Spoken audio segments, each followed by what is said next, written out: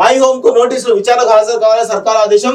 Cement కంపెనీల కబ్జా, cement కంపెనీల కబ్జా, భూదాన్ కబ్జాపై దర్యాప్తు. 16న సిసిఎల్ఈ దగ్గర ఎంక్వైరీ. 2012 నుంచి కొనసాగుతున్న వివాదాలు అంటూ ఒకటి చూస్తాను. మై హోమ్ కంపెనీకి సర్కారు షాక్ ఇచ్చింది. సదరు కంపెనీ ప్రభుత్వ భూములను కబ్జా చేసిందని ఆరోపణలు రావడంతో విచారణకు హాజరు కావాలని ఆదేశించింది. ఈ నెల 16న హైదరాబాద్ భూదాన్ యజ్ఞ బోర్డు సెక్రటరీని కలవాల్సి వచ్చింది. సంబంధిత డాక్యుమెంట్లు, రికార్డు సమర్పించాలని నోటీసులో పేర్కొంది. సో చాలా పెద్ద ఎత్తున జరుగుతూ ఉంది. ఒకసారి దీని గురించి కూడా క్లియర్ గా చదివేటువంటి ప్రయత్నం చేద్దాం మిత్రులారా. మై హోమ్ కంపెనీకి రేవంత్ రెడ్డి సర్కార్ బిగ్ షాక్ ఇచ్చింది. సదరు కంపెనీ ప్రభుత్వ భూములు కబ్జా చేసిందన్న ఆరోపణలపై విచారణకు ఆదేశించింది.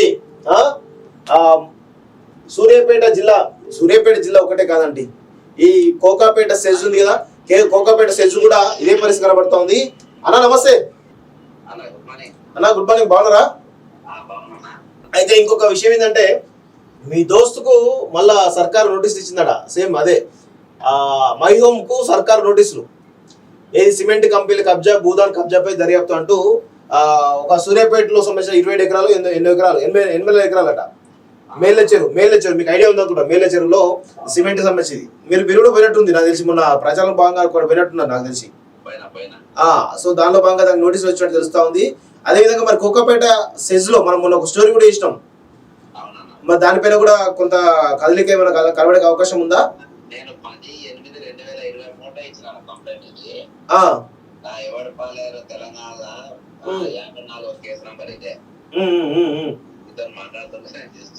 అవునా? Okay okay. ఇది కోకాపేట మనం పోయినాము. అవును, ఆ భూమిలే కాదు. అవును, ఆ పక్కన ఇదే మా ముఖ్యమంత్రి గారే అప్పుడు ఎంపీగా ఉన్నప్పుడు, అంటే బిజినెస్ ప్లాన్ కాకముందు అని చెప్పాను. వాళ్ళ చెరువులో కడుతున్నాయి అంతా కూడా బయటికి రావాలి కదా. అవును అన్న ఇట్లా ఎవరెవరు ఉంటుంది అన్న స్కామ్ లా పేర్లు రాయాలి. అలా పేపర్ రాయని పేర్లు చెప్తా. Okay. The persons involved are under DBS Canada various scams in health department వీళ్ళంతా ఉన్నారు. బీవీ రావు అనేటోడు ఒకడు, ఓకే, ఎక్స్ రావు అనేటోడు ఒకడు, ఓకే, అనేటోడు ఒకడు, అనేటోడు ఒకడు, ఈ స్కామ్లలో వాళ్ళు ఉన్నారు. ఓకే. దాంట్లో వాళ్ళది కీలకమైన పాత్ర అని చెప్పేసి మొత్తం రావులే, మొత్తం రావులే. వీళ్ళు ఎక్కువ శాతము అప్పుడు ఎవరు ఈయన జయేష్ రంజన్ ప్రిన్సిపల్ సెక్రటరీ. దీనికి కూడా ఉండే. ఓకే. మరి దీని నెక్స్ట్ ఎట్లా ఉండబోతున్నా అంటే విచారణ, మీ ప్రభుత్వం విచారణ చాలా సీరియస్ చేసే అవకాశం ఉందా? ఎట్లా అనిపిస్తుంది మీకు?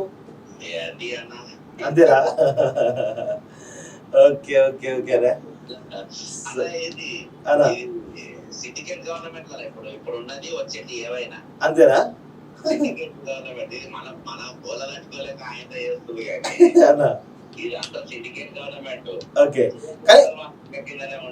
కానీ కానీ ఏది ఏమైనప్పటికీ కూడా గతంలో గత 5 సంవత్సరాలుగా మీరు చేసినటువంటి అనేకమైన స్కామ్లు బయటకు ఇచ్చినటువంటి తరుణంలో, దాదాపు ఈడీకి సిబిఐకి ఇచ్చినటువంటి తరుణంలో, ప్రస్తుతం ఒక్కొక్కటిగా ప్రతి స్కామ్ కూడా దాని వెనకాల మీ యొక్క కృషి, మీ యొక్క పట్టుదల అనేది స్పష్టంగా కనబడుతుంది. చాలా స్కామ్ కూడా మీరు దాదాపు ఇప్పటికే ఒక 10-20 స్కామ్లు మాట్లాడవచ్చు మనం గతంలో. సో ఈ తెలంగాణ వచ్చిన తర్వాత, ఈ ప్రభుత్వం కాంగ్రెస్ ప్రభుత్వం వచ్చిన తర్వాత మనం 10-20 స్కామ్లు బయటపడి దానిలో ప్రతి దానిలో కూడా మీరు వెనకాల నుండి అనేకమైనటువంటి దర్యాప్తు సంస్థలు ఇచ్చినటువంటి దాఖలు కనబడుతూ ఉన్నాయి. కానీ ఇది ఎక్కడ వరకు పోతుందో ఒక డౌట్ మాత్రం క్రియేట్ అవుతా ఉంది. అంటే ఇప్పుడు ఈ సిపాయిలు ఇప్పుడు మాట్లాడుతున్న మన ముఖ్యమంత్రి సిపాయి వీళ్ళంతా బయటికి తీస్తున్నారు. దీన్ని కొట్టాయంటే మీరు అంటారు ఒక్కరోజు ఆ రోజు పిలిచి మాట్లాడలే, ఈ రోజు మాట్లాడలే. ముఖ్యమంత్రి అయిన తర్వాత కూడా మన అన్ని కేసులు పెట్టి అవి ఏమైనా తీసుకురా ఈ రోజు అల్లే, ఆ రోజు అల్లే.